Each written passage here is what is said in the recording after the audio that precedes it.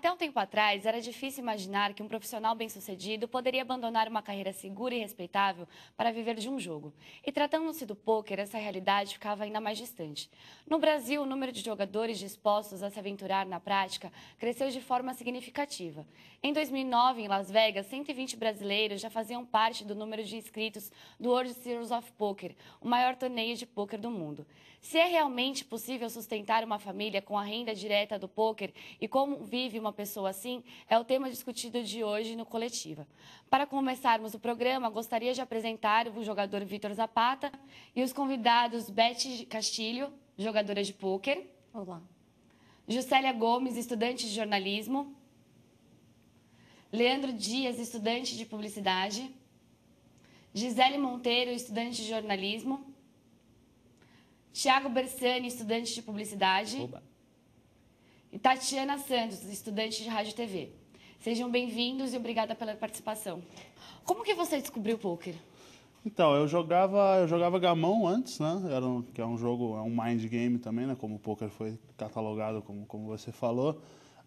E antes de jogar gamão, não fazia absolutamente nada, né?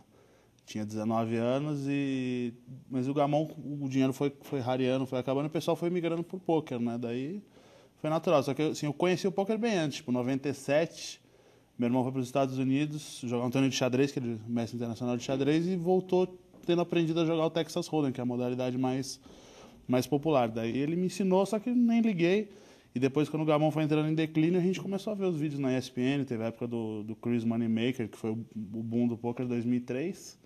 E aí a gente migrou pro poker, e estamos nessa até hoje. E quando que você começou a enxergar o pôquer como uma profissão? 2005, foi 2005. Já o número de participantes no Brasil estava crescendo muito, assim, tinha muita gente jogando aqui em São Paulo e já tinha torneios assim ao vivo, já tinha poker online, e a gente começou a pensar que dava para viver se tivesse uma disciplina, um planejamento, e foi consequência, assim, abandonar o que estava fazendo antes, meu irmão abandonar o xadrez e abandonar o gamão, foi consequência natural desse desenvolvimento do próprio poker aqui no Brasil.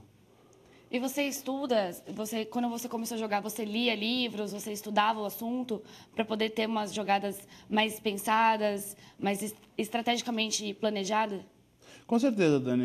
A gente não pode deixar de não estudar, né? Assim, eu nunca fui... Assim, eu sempre gostei de ler, mas assim, para poker acho que eu sempre me desenvolvi mais discutindo com meu irmão às mãos do que propriamente lendo muitos livros, assim. Li livros, mas não tanto quanto meu irmão, que tem uma disciplina mais do xadrez, de ler bastante, estudar bastante, mas discutindo muito à mão, com os amigos, com o pessoal próximo, e isso ajudou muito no desenvolvimento. Todo mundo que queira jogar poker, assim... mesmo por hobby, mas queira jogar direito, tem que fazer isso, tem que estar discutindo, tem que se aprimorar, tem que ler fórum, assistir vídeo, não pode ser diferente disso. Eu acho que isso ajudou todo mundo que está levando o jogo a sério, profissionalmente ou não. Vitor, eu tenho uma pergunta. As pessoas que são mais interessadas e querem entrar nessa história de pôquer começam a estudar, e tem muitos livros, e tem fóruns, e tem discussões e tal. Tem algum momento, tem algum espaço no jogo onde pode caber a intuição, onde vai por água abaixo qualquer teoria ou qualquer, enfim, possibilidade estatística e, de repente, a intuição fala mais alto e você resolve arriscar ou largar um jogo? Com certeza, Beth, a pergunta é muito boa.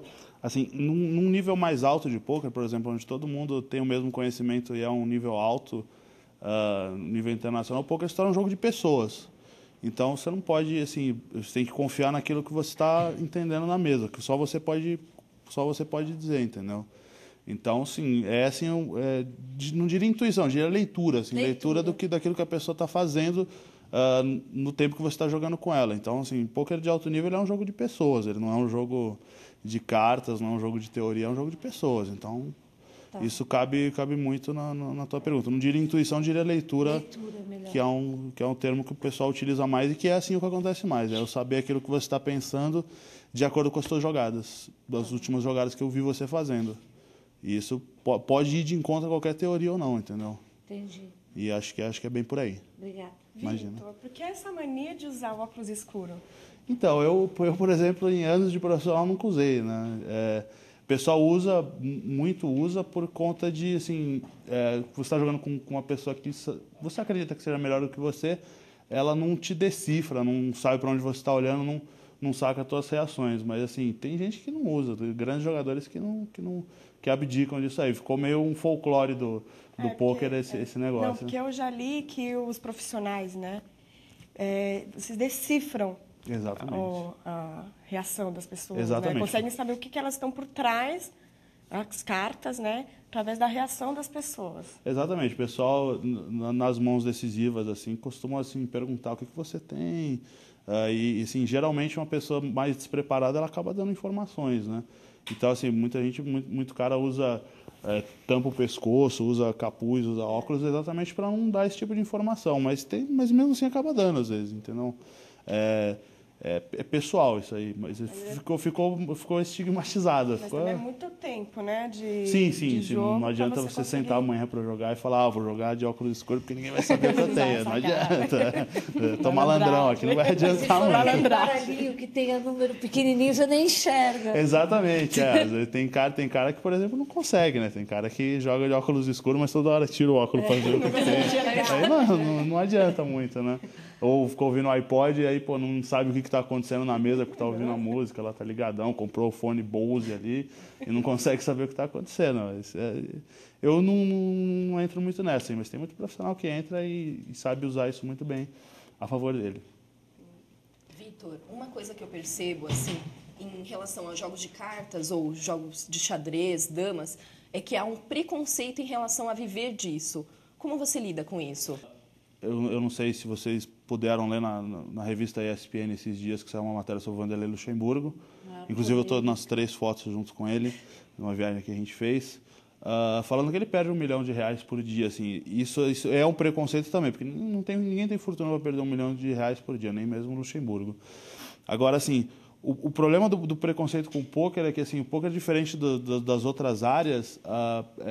Incrivelmente, assim, a história é contada pelos perdedores, né? Então, todo mundo tem um tio que perdeu uma fazenda, todo mundo tem uma avó que apostou tudo. E assim, como o pôquer é um jogo que eu jogo contra vocês, por exemplo, alguém tem que ter ganho essa fazenda. Eu ainda não ouvi a história de quem ganhou essa fazenda, entendeu? Então, tem muito preconceito, sim. Assim, ninguém é obrigado assim, a entender a tua atividade e a concordar, mas assim, o preconceito ele é um negócio chato porque assim, ele não tem base. Se você perder uma fazenda, alguém tem que ter ganho essa fazenda, entendeu? Então, alguém teve o mérito de ter ganho a fazenda. Não é, você não perdeu para... não foi abduzida a sua fazenda, entendeu? Você perdeu para alguém. E isso ninguém conta, entendeu? Essa é uma história que é contada pela metade pelos perdedores. Geralmente a história é contada pelos ganhadores. Isso é um pouco chato, assim. Isso é um pouco... Mas a gente está trabalhando para acabar com isso aí, que as famílias entendam, não precisa concordar, não precisa falar, que legal, meu filho joga pôquer, mas assim, entender que isso pode ser uma atividade rentável e muito saudável.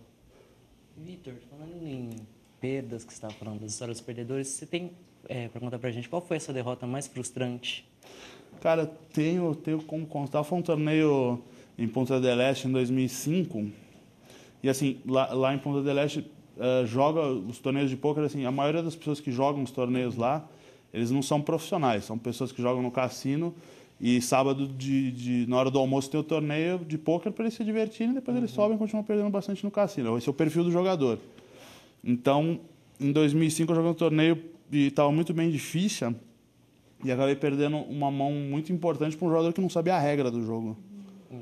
Ele não sabia que ele tinha ganho a mão no final. Então, isso foi muito assim, cheguei até aqui, consegui e perdi para o cara que não sabia que tinha perdido a mão. Então, essa para mim, foi a derrota mais frustrante de todas. Assim, perder contra alguém que não sabia o que estava fazendo. Vai acontecer algumas vezes. No longo prazo, se eu jogar com ele, eu vou ganhar. Mas dessa vez foi bem frustrante, cara. Dessa vez precisou de muita vodka para superar essa daí. Tem meio isso, assim, de... As vitórias a gente lembra, né? Mas tem uma coisa que quando você perde, tem mãos no pôquer que você perde, você nunca mais esquece, né? Essa é uma... meio traumatiza, né? Essa é uma delas. Assim, o profissional ele tem que passar por cima disso. Assim, na época eu ainda não estava tão preparado. Hoje eu lidaria de outra maneira, entendeu? Mas a gente tem que estar preparado para isso aí. Mas o cara que ganhou, eu acho que ele não lembra do seu rosto, só que não, você nunca mais vai esquecer dele. Não. Não, eu nunca vou esquecer, isso pode ter certeza. Eu fico lembrando dessa mão várias vezes. E, assim, essa vai ficar para sempre. Ele com certeza não lembra, né? O famoso, né? Quem bate esquece, mas quem apanha não esquece jamais, né? Tem essa história. É complicado, eu não vou esquecer nunca. Mas, assim, a gente, voltando, a gente tem que superar isso. Mão que você vai perder por improvável vai acontecer muitas vezes. E, assim, a habilidade do profissional é passar por cima disso como se nada tivesse acontecido. E eu aprendi isso, assim, comecei a aprender isso a partir daí. Que, assim, acabou, vamos seguir, porque você tem que jogar o teu melhor todo dia. Então não adianta você ficar tiltado, como o pessoal fala, por conta disso aí. Tem que passar por cima e seguir viagem. Vitor, e qual a vitória que você sente mais orgulho de contar? Um jogo muito difícil, de repente, que você... Cara, eu ganhei o BSOP, que é o torneio mais importante do Brasil. E, para mim, foi a vitória do BSOP de 2006, que eu tive aqui em São Paulo. Para mim, foi a mais inesquecível. No BSOP não era o que é hoje. Hoje jogam 1000 jogadores, por exemplo. Aqui em São Paulo, esperado, na época, jogavam 100 jogadores. Nossa! Exatamente, Mas, assim, eram 100 jogadores muito bons, assim. Não tinha ninguém que podia pagar R$1.000 de inscrição para brincar, entendeu? Então era todo mundo que sabia jogar e foi uma vitória muito importante, assim, por toda a situação. Eu tive muito mal de ficha, tive muita chance de ser eliminado e acabei voltando para o jogo e acabei ganhando. E no final tinha uma torcida muito grande, isso é algo que eu nunca tinha imaginado no poker até então. O pessoal torcendo, então foi muito bacana. Foi essa para mim é a mais importante de longe, assim. Não tenho nenhuma dúvida. Vitor, e qual foi a sua maior conquista, sim, frutos da renda que você teve jogando pôquer, assim, o que você conquistou de melhor? De material, isso, eu diria? Material.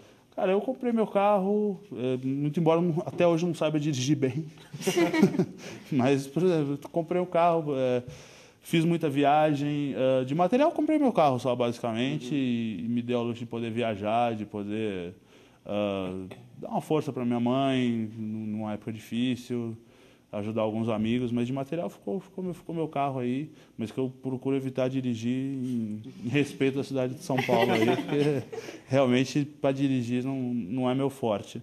Mas ficou isso aí, ficou uma comodidade. Eu nunca fui o melhor guardador de dinheiro, mas sempre tinha meu pai do lado. Meu pai trabalhou em banco, essas coisas, mas sempre me assessorou e o dinheiro está aí até hoje. Não ganhei milhões, mas o que eu ganhei me deu uma vida confortável e, assim, consegui guardar até hoje. Isso é muito importante. O Coletiva vai para um rápido intervalo e volta logo mais.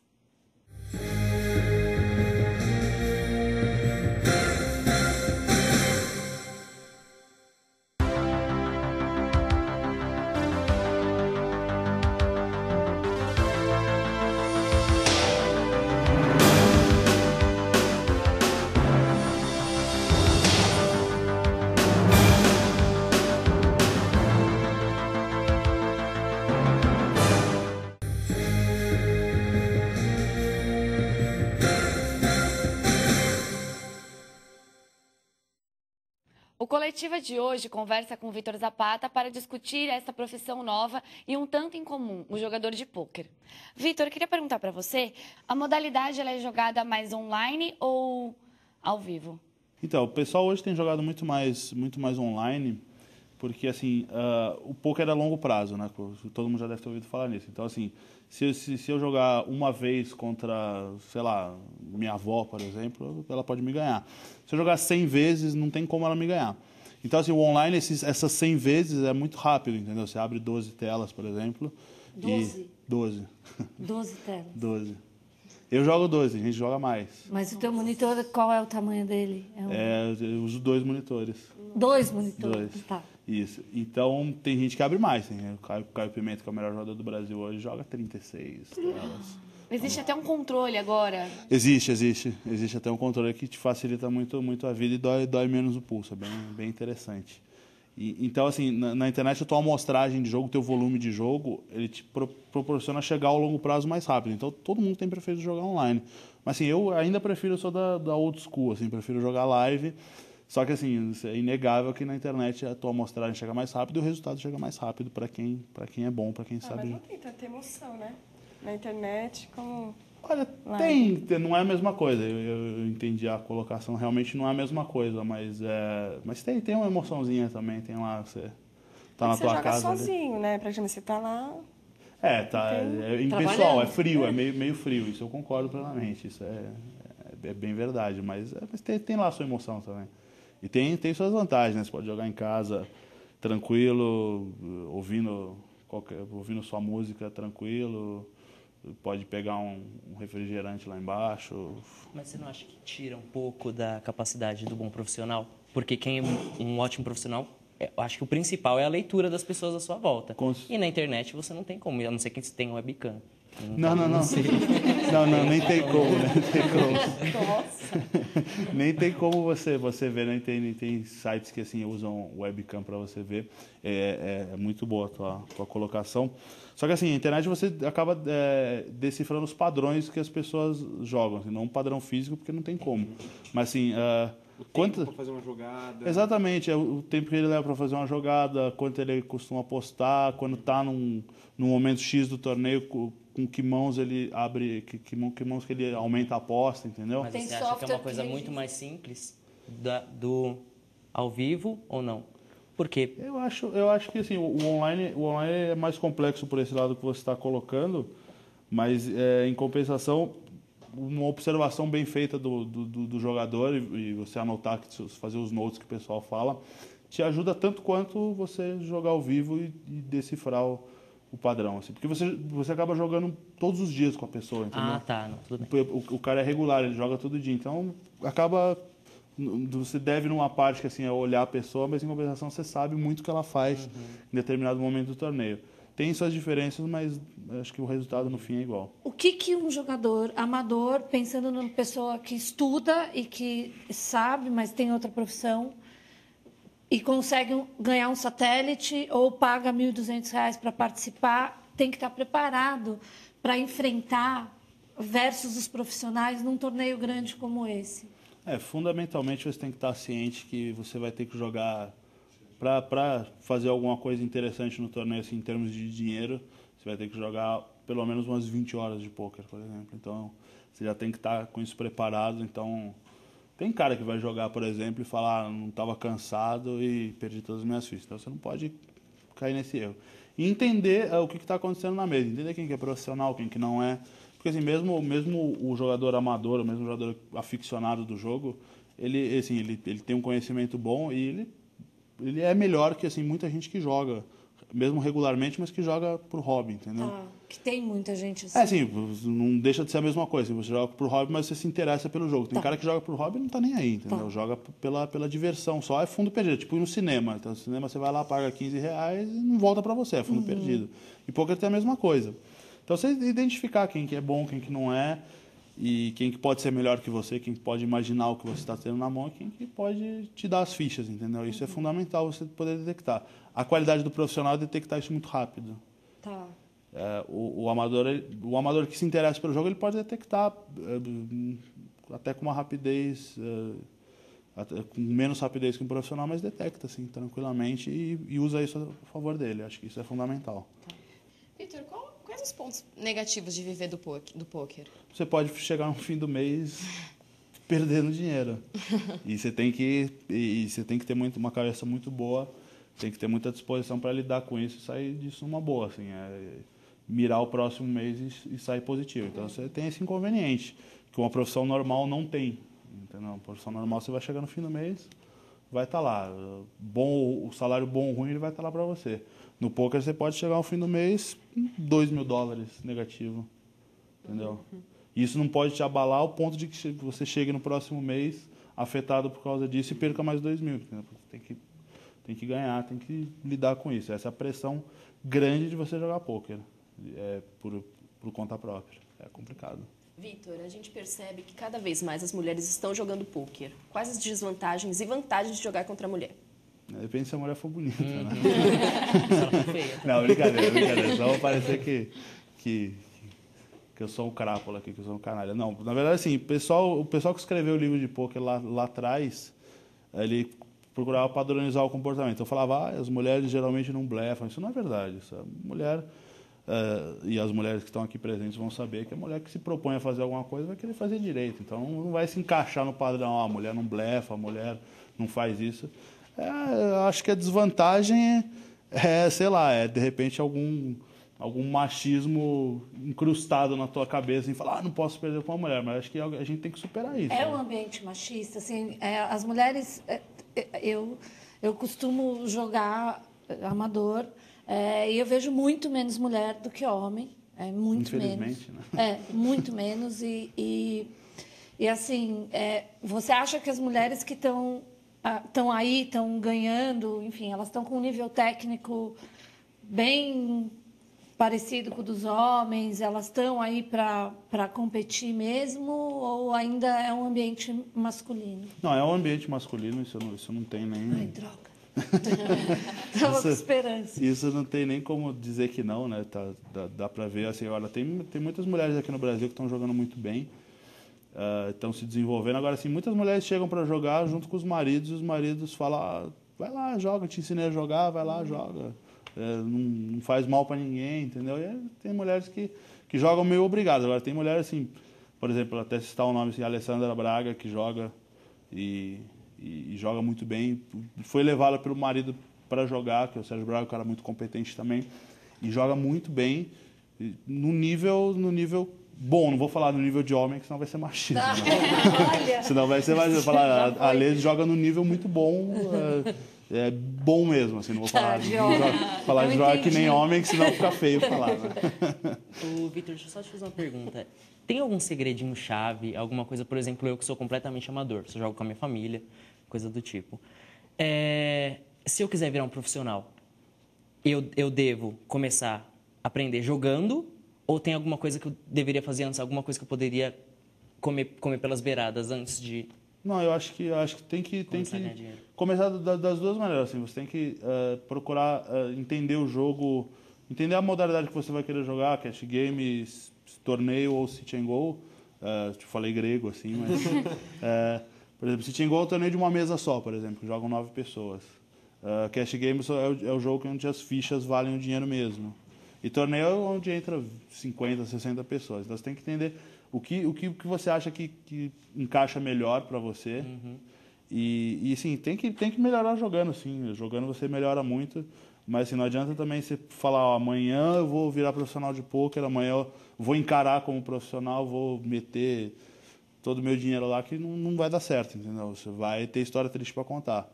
Então, tem que ir devagar, principalmente com dinheiro. E assim, a disciplina no pôquer vale tanto quanto você saber jogar bem. Certo. E você começou por, na sua opinião, aptidão, sorte, né? Você começou a ganhar dinheiro, você começou a achar legal, aí nisso você foi procurar mais para saber do jogo? Ou era porque uma coisa que você acha que era de você mesmo? Você está aqui para isso? Eu sempre tive a vocação para jogar, né? Só que assim, o meu começo, como eu até contei para as meninas no outro projeto, assim, meu começo foi um começo muito vitorioso, assim. Não dá para dizer que eu não tive a ajuda da sorte, entendeu? Só que depois lá na frente você paga essa conta, entendeu? Porque você começa ganhando muito cedo e você acaba não ficando preparado para uma eventual derrota que você vai ter como jogador de pôquer. Não tem como você fugir, assim. Vai ter um mês que você vai chegar e vai falar, perdi, fui mal, e isso vai te fazer mal se você teve um início assim como eu tive, entendeu? Então você tem que parar para pensar nisso tudo, assim.